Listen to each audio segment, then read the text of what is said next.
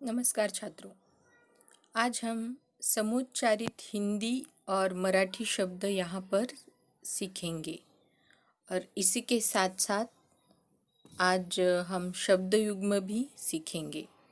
तो सबसे पहले ये जान लेते हैं कि हिंदी भाषा विषय के अंदर शब्द युग्म है क्या। हिंदी भाषा में कुछ शब्दों का प्रयोग जोड़े के रूप में किया जाता है।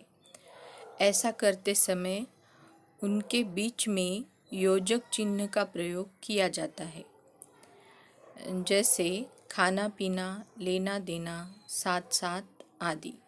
मतलब हिंदी भाषा के अंदर देखिए, यहाँ पे आप कोई भी शब्द जब देखते हो तो सबसे पहले हम शब्द युग्म को ढूंढेंगे कैसे।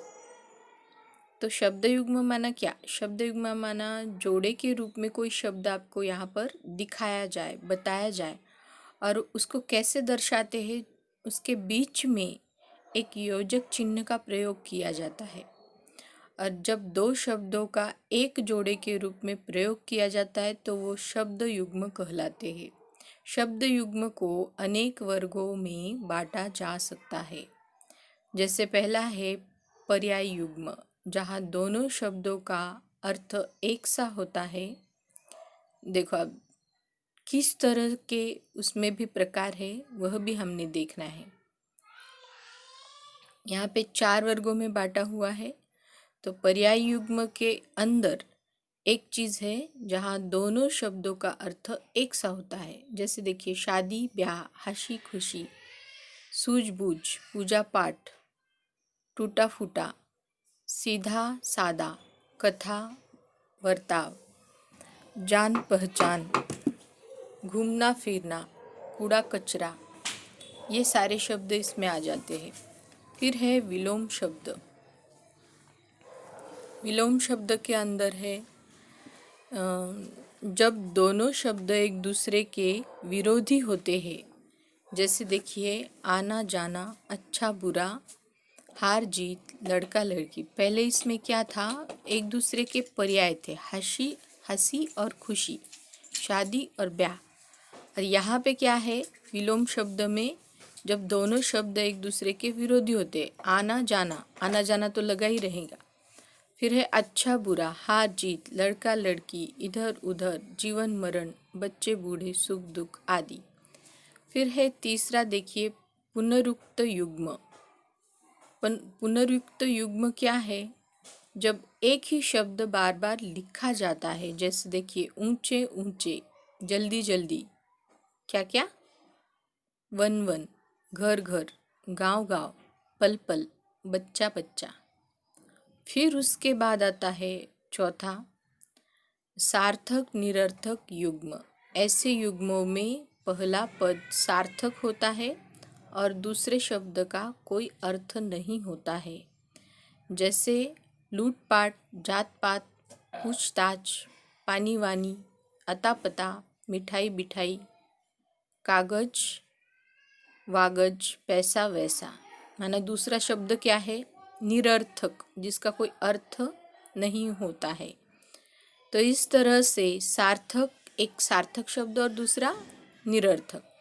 अभी हमने 4 वर्गों में इसको बांटा शब्द युग्म को, और चारों ही प्रकार के अंदर हमने अलग अलग चीज़ें देखी। पहले प्रकार में पर्याय युग्म, पहले शब्द का वो दूसरा शब्द पर्याय होता है। दूसरा विलोम युग्म, पहले शब्द का दूसरा शब्द विलोम शब्द होता है। और फिर उसके बाद हमने देखा पुनरुक्त युग्म, माना एक ही शब्द जो 2 बार लिखा जाता है उसको पुनरुक्त युग्म कहते हैं। सार्थक निरर्थक युग्म, एक सार्थक शब्द, सार्थक माना जिसके अंदर अर्थ छुपा है, और निरर्थक माना जिसका कोई अर्थ नहीं है। जात पात, पात कोई अर्थ नहीं, पैसा वैसा, वैसा कोई अर्थ नहीं है, पैसा शब्द का अर्थ है। तो ये 4 इसके भेद है, प्रकार है।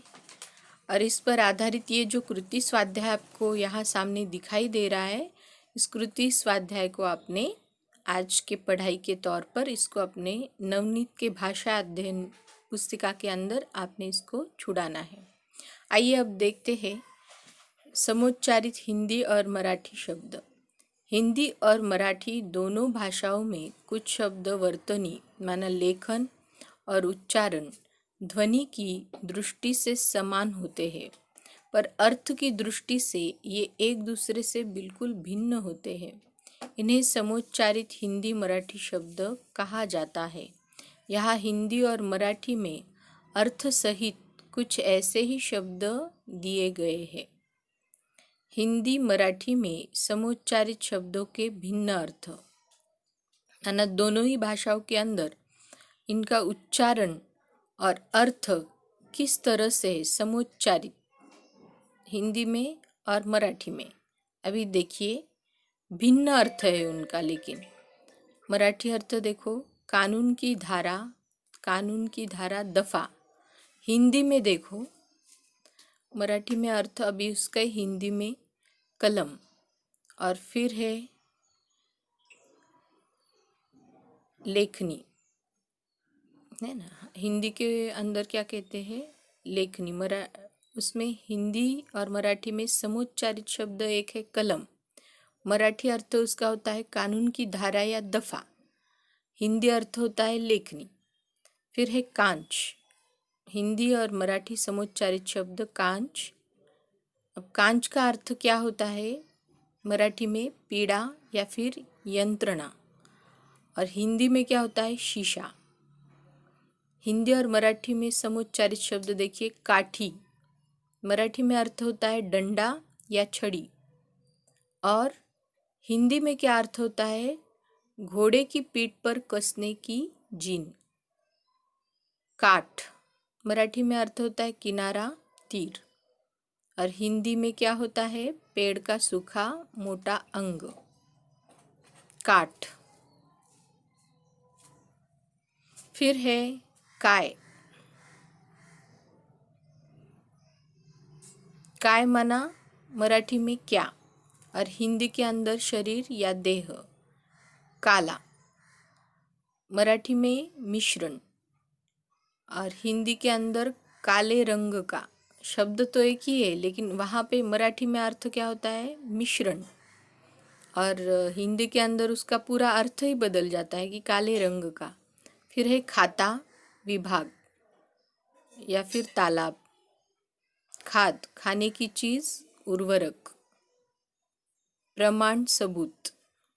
गमक शब्द के लिए मराठी में प्रमाण या सबूत कुठल्या गमकावर आपण असं म्हणतो की नाही। और यहाँ पे गमक शब्द का अर्थ है महक या खुशबू, सुगंध। फिर है अभ्यास, अध्ययन, बार बार दोहराना। आई मराठी में अर्थ होता है माता, और हिंदी में अर्थ होता है आना। कल माना रुझान, प्रवृत्ति, मराठी में तुमचा बोलण्याचा कल, और यहाँ पे हिंदी में देखो कैसे होते हैं, बीता हुआ अथवा आने वाला कल, समय। फिर है खत माना मराठी में खाद, और हिंदी में पत्र। खाना माना मराठी में भोजन, और दराज या फिर खाना। दोनों का अर्थ यहाँ पर एक जगह पे सेम निकलता है, लेकिन इसका साथ ही में दूसरा भी अर्थ निकलता है, दराज। फिर है खोल माना उघड़, और यहाँ पे है हिंदी में आवरण। जर, यदि, अगर। यहाँ पे जर माना बुखार। शीघ्र, जलद के लिए मराठी में शीघ्र, और हिंदी में बादल। ताई के लिए मराठी में बहन, पिता के बड़े भाई की पत्नी, ताई। दादा, बड़ा भाई मराठी में, और हिंदी के अंदर पिता के पिता। परत माना मराठी में क्या कहते, पुन्हा, और किसी चीज़ को एक के ऊपर एक रखना माना परत। पीठ माना आटा मराठी में, और हिंदी के अंदर पीठ माना शरीर का अंग। हम कहते हैं ना पीठ दिखाकर। वो जा रहा था या फिर बैठा था। इस तरह से समोच्चारित ये शब्द है मराठी और हिंदी के अंदर, जिनका उच्चारण समान है, परंतु इन पर आधारित उनका अर्थ जो है वह भिन्न है मराठी में और हिंदी में। इस पर आधारित जो अभ्यास है बच्चों, स्वाध्याय कृति है नवनीत के अंदर, उसको आपने छुड़ाना है। ये आज का आपका होमवर्क है। अच्छा।